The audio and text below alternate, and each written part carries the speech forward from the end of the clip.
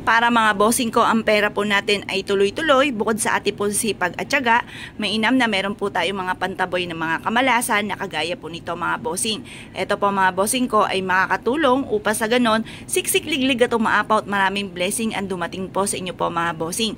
Proven po ito. Ang gagawin nyo lamang mga bossing ko ay maglalagay po tayo ng asin dito sa napakalinis na tubig. Kahit anong tubig po yan, kahit tubig ripo lamang, kahit di ka na gumamit ng mineral water mga bossing. Ito pa mga bossing ko ay higop na mga negatibong enerhiya. At mapapasin nyo pa mga bossing ko kung dati-dati magulo ang inyong pamilya, away-away palagi, lagi kang walang pera, lagi may karamdaman ang isa sa miyembro ng pamilya, babaguhin po nito mga bossing. Basta kailangan kayo po ay may positibong pananaw sa buhay dahil napaka-importante kung ano man po yung nasa ating isipan. At yun din ang ating salitain mga bossing. Kaya kung kayo po ay naniniwala at nais nyo po itong gawin, wag na po kayong magpatumpik-tumpik pa. Subukan nyo po ito at makakatulong po ito upang sa ganon kayo po higit na swertihin sa buhay mga bossing. Sipag at tiyaga, diskarte, pananalig sa mahal na Panginoon at sabayan nyo po ng ganito at ma-amaze ka sa sunod-sunod na mga blessing na darating.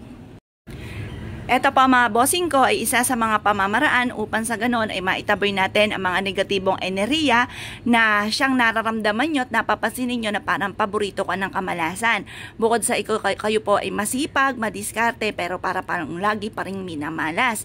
At parang ang dami mga pagsubok na dumarating at away-away sa loob ng inyong tahanan. Kaya mas mainam mga bossing ko ay subukan nyo po itong ilagay doon sa may sulok mga bossing ko ng ipintuan ng inyo pong main door.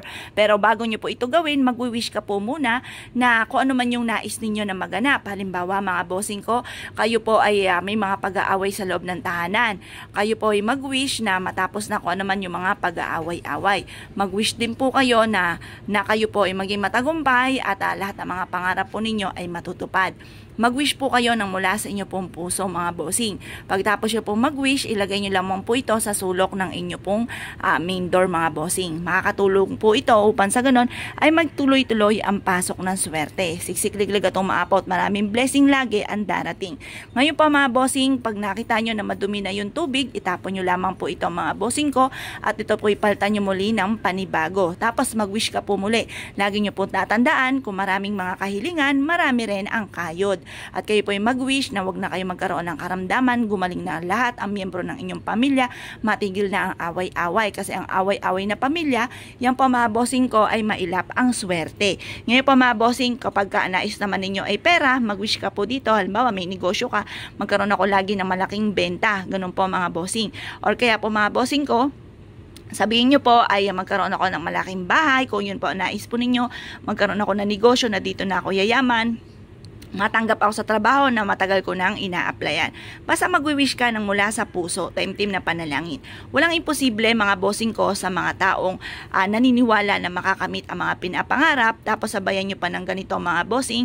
Pagkatapos, basta i-maintain nyo lagi ang kalinisan ng tubig natin. Kasi once ito po yung nagdumi na mga bossing ko, ito po ay nakahigop na ng mga negatibong enerhiya, hindi na rin po ito magbibigay ng swerte.